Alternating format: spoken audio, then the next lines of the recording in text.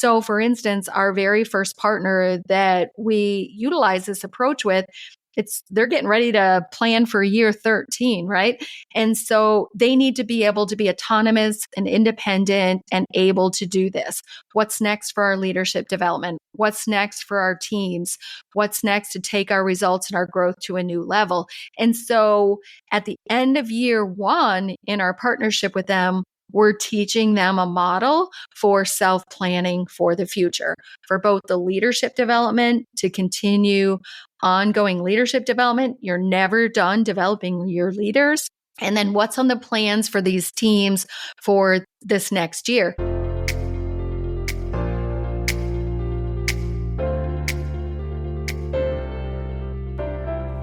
Welcome to Culture Change RX, the podcast for healthcare professionals that are committed to creating a thriving workplace culture, improving the experiences of employees and patients, and ultimately unlocking their organization's next level of potential. I'm Sue Tetzlaff, your host and co-founder of Capstone Leadership Solutions. Join me and my insightful guests each week as we share actionable insights for navigating the crucial people side of the business of healthcare. Subscribe now for a weekly dose of Culture Change RX. Now let's dive into this week's conversation where culture change takes center stage. Hello. It's Sue here in another Culture Byte episode. So one of these solo episodes on the podcast of Culture Change RX. And the focus of this episode is about our approach to organization-wide culture change and transformation.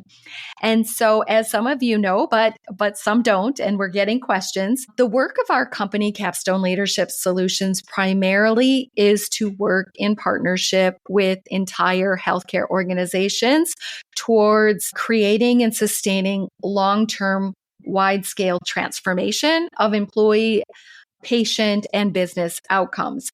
So we're really approaching that by elevating organizational culture and the organization's fundamental approach as to how they continually improve and execute on their plans for a bigger, better, stronger future for their organization.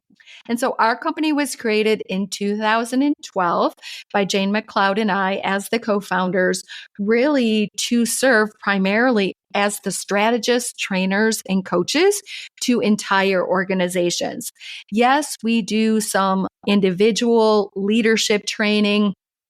We've had a long history of providing a signature event that we call a Capstone Leadership Summit, which is 2 days of public training on our 9 core leadership practices.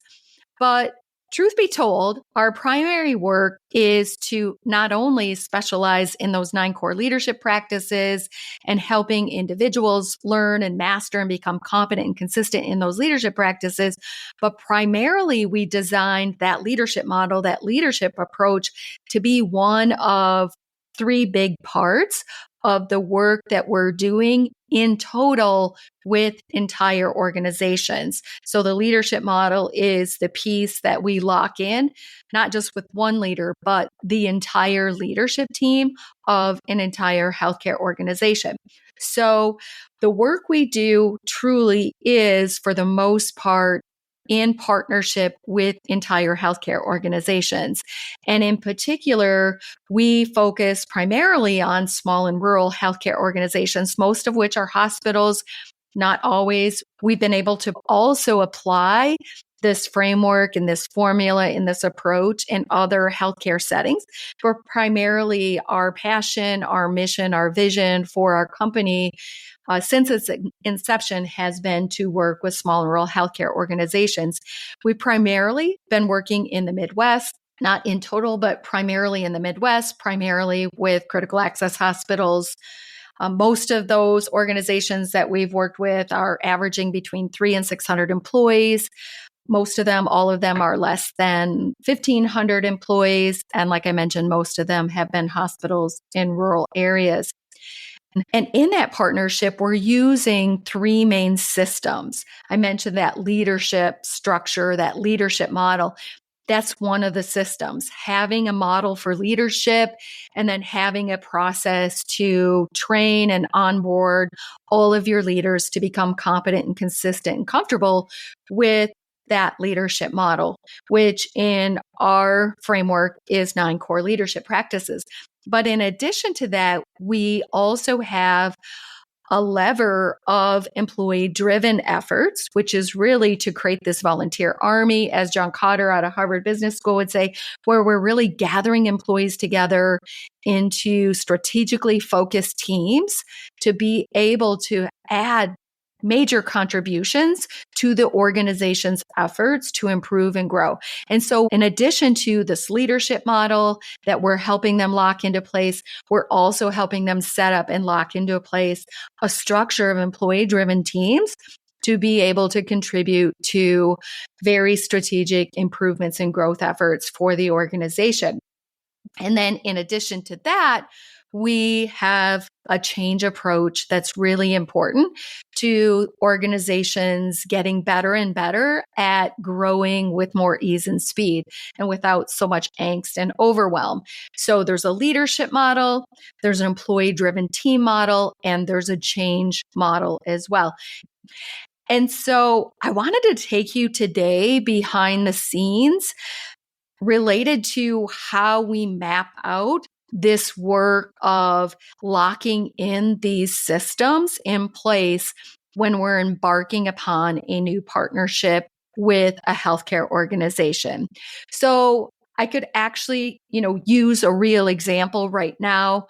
Our organization, Capstone, is partnered with a small hospital in Arizona to assist them. Primarily, they have a vision of being a 5-star healthcare organization. Right now, for patient satisfaction, they're a 2-star patient satisfaction organization.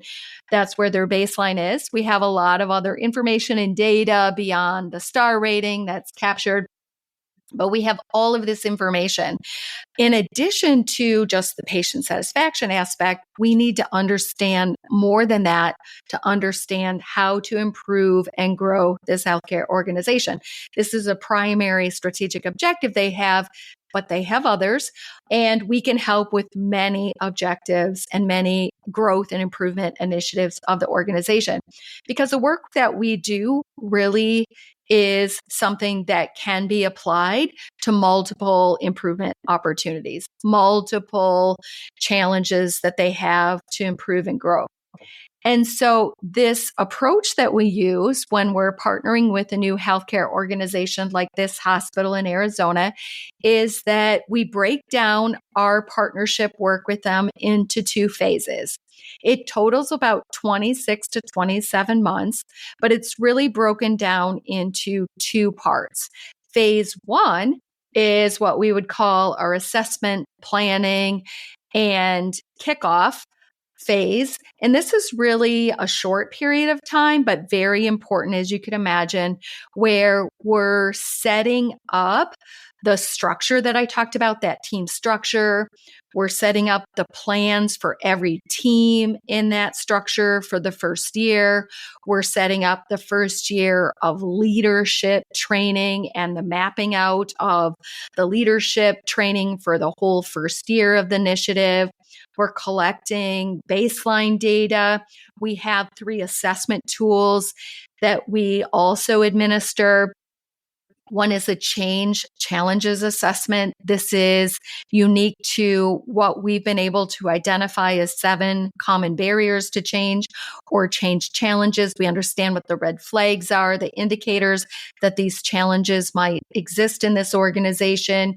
And it helps us to understand what the training needs and the coaching needs are as we're working with their leaders and their teams to improve and grow over the next couple of years.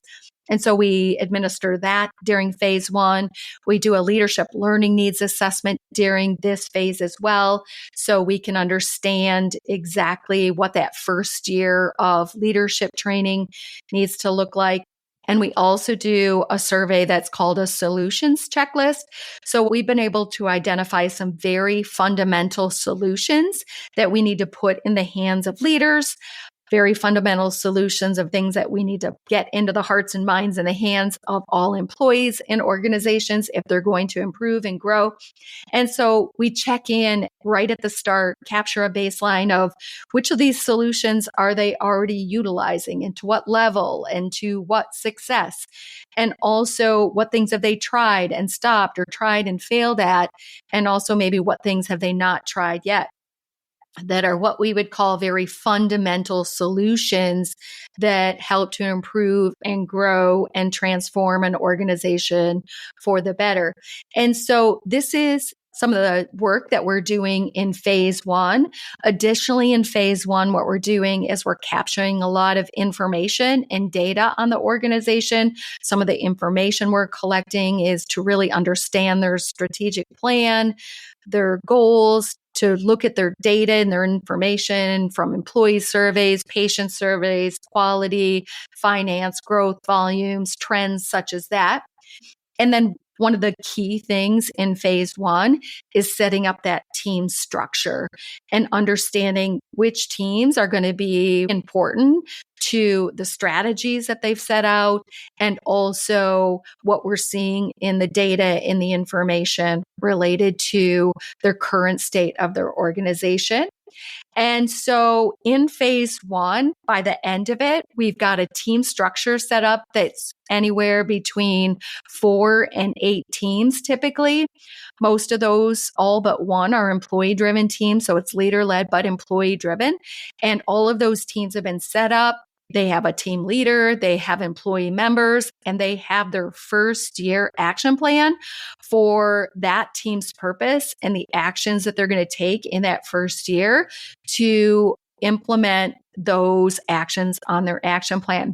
We also have an annual leadership development plan for all of the leaders in the entire organization.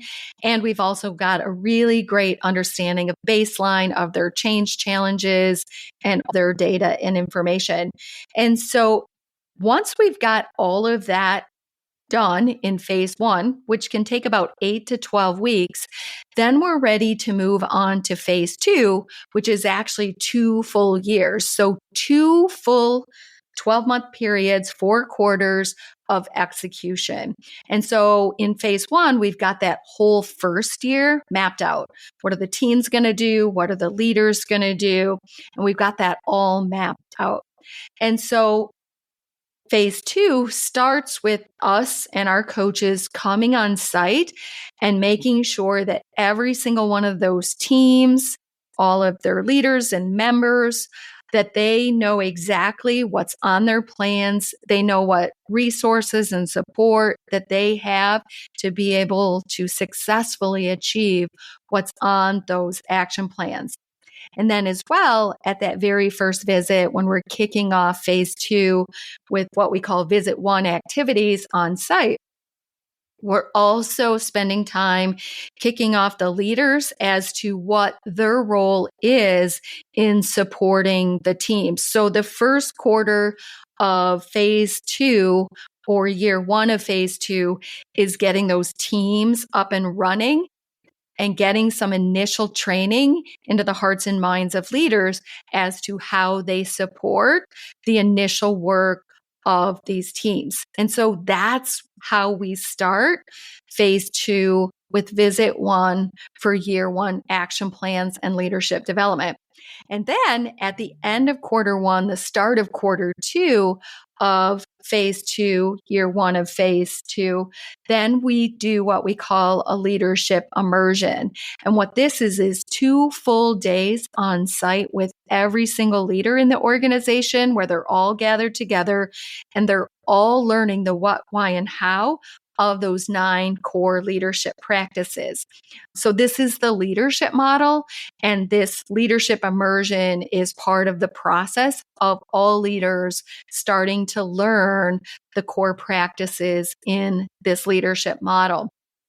And anything that we're teaching to the leaders in the leadership immersion, and eventually they'll have internal trainers where on site all of their leaders can be trained on site, ongoingly, without our help over time, is that this starts that process. So this 2-day leadership immersion starts that process of their entire organization, their entire leadership team, really learning how to master this leadership model. And so that's where we really start to kick that off, is what we call visit 2, which is in quarter 2 of the first year of the 2 years of phase 2. So all of this time in phase 2, whether it's year 1 or year 2, we've got these teams that were set up in phase 1. They're up and running. Every single month, their team leaders are on group coaching calls with our coaching staff. They're gathered together with team leaders from all across other partner organizations. And also they have access to on-demand resources. So anything that they have on their action plan of a solution, I'll give an example. Maybe it's their patient experience team, their employee-driven patient experience team, and they might have on their action plan this quarter to create an employee-driven service recovery program and to train every single employee in the organization on that service recovery program. Now, they don't have to reinvent the wheel here, right? We have all sorts of written information, examples, more than a decade worth of experience of helping dozens of organizations be able to create a similar program and train all of their employees on it. And so they have access to our coaching. They have access to all of our resources and examples. They can talk to other organizations that have already done it and teams that have already done it. So that's an example of what's going on in phase 2, year 1 with one of the teams, such as the patient experience team.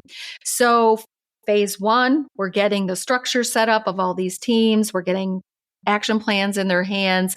They have resources and support by our coaching team, and also networking with other organizations and other teams. And then at the same time, there's this leadership development process going on.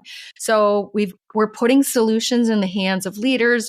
We're putting solutions in the hands of employees through these employee-driven teams.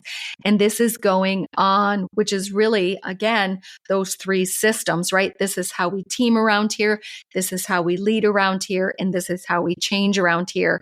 And every single quarter, based on the action plans and the leadership development plan, and with our coaching support and resources, these organizations are rising to the occasion of conquering what's on their plan every quarter based on these foundational solutions that we know get the kind of results they're looking to get to improve and grow their organization, but also paired in there is what's unique to them. What did we find in the assessment period that's unique to them, their data, their strategies, their goals, their opportunities, etc. And so in that first year, this leadership development model is getting put in place. The teams are getting really good at achieving what's on their action plan.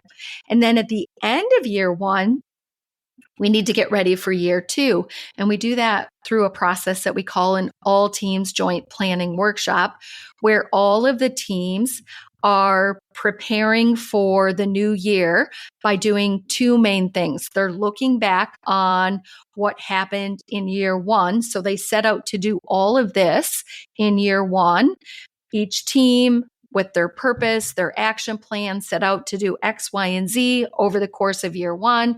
They do a look back to see what got accomplished, what's working, where are they at with everything that was on their plan. And then we look ahead to year 2 to say what's next. So we're able to engage the teams now into self-planning and learning to plan for future years. So in year 1, our team at Capstone is really hijacking the plans for the teams and the leadership development in year 1 to be able to get them going, leverage our expertise and knowledge about how to get this going very well, very fast with great success. And so that's year 1. We did a lot of the heavy lifting on the planning, but now we have to turn over the keys of helping them be able to plan for all future years. So, for instance, our very first partner that we utilize this approach with, they're getting ready to plan for year 13, right?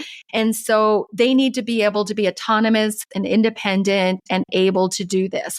What's next for our leadership development? What's next for our teams?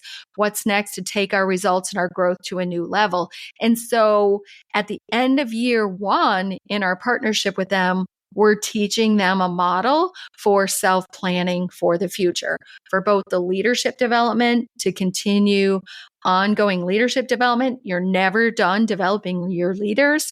And then what's on the plans for these teams for this next year?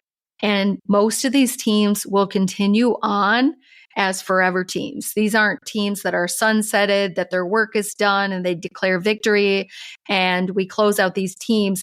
These teams are highly aligned with top strategic priorities, people, service, quality. Those priorities were never done getting better in our employee experience, our patient experience.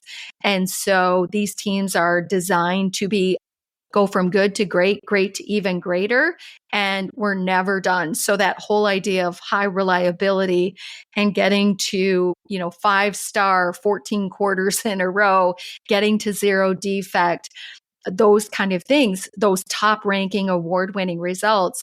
So we're always in pursuit of always getting better, always getting better. We're never done getting better. And these teams shepherd this, our leaders shepherd this. And so year 1 is really putting the foundational pieces in place, getting the structure in place and getting those teams functioning and working together. And then year 2 is the next evolution of the teams succeeding with their action plans and self-planning to some level for year 2. And then at the end of year 2, we're also doing that same all teams joint planning workshop yet again. And this time they're even more independent, more autonomous. And our engagements, like I mentioned, 26, 27 months, depending on if phase 1 is 2 or 3 months, it's always 2 full years of execution. We always are ending our initial partnership with the organizations that we're working with. We're always leaving them with a whole 3rd year of action plans for the teams and the next year of leadership development. And so in total, they've got mapped out for them 3 full years of work by these teams and development, strengthening and synergizing of their leaders. And that's the work that we're doing and the approach that we use over these 2 phases to really help our partners create and sustain long-term, wide-scale transformation of patient, employee, and business outcomes, right? And because so much of this work is on strengthening and synergizing leaders, so much of this work is about engaging employees, so much of this work is focused on elevating people, service, and quality, you can see here how culture is so much a part of that, right? Think about developing and changing and optimizing and strengthening your leadership without recognizing the fact that that's going to change your culture, that is going to positively impact the culture of the organization. And you can imagine that as you're teaching teams of employees and all employees in total and all leaders how to change better, to be more agile, that you're changing the culture of your organization. As you're engaging employees to be on these teams and to be owners and champions of transformation and improvement and growth, you're changing the culture of your organization. So this is kind of behind the scenes of how we work in partnership and how when we say we are working as cultural transformation experts, what exactly does that look like? What does that timeline look like? And what are some of the major activities that are going on in that work with our partner organizations? And so as we get asked these questions by organizations, on the regular, whether it's through an email or meeting people at a conference or networking and those kind of things. And they're like, what do you do? What does your company do? What do you do? This is what we do. This is primarily what I do as the co-founder of Capstone Leadership Solutions. This is what our team of experts do in our company and our support staff do. This is what we're up to day in and day out behind the scenes, working in partnership with entire organizations to, again, create and sustain long-term wide-scale transformation and help their organizations improve and grow. And this is the two-phase approach that we're utilizing time and time again. And each new partner, every time we do this, benefits from all the lessons, all the experiences, all of the results that we've been able to uncover. We're learning always, and we can apply that learning to the next one and the next one. So every time we go into a phase one with a new organization, it's with that experience of all the phase ones before this.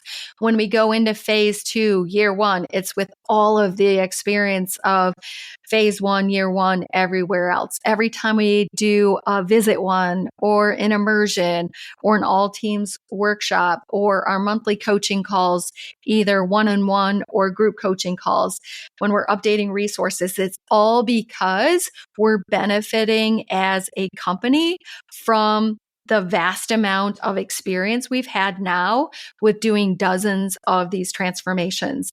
And each one gives us new lessons, new proof that it works, and new lessons about what the challenges might be, new tips for success. And each new organization benefits from every one before.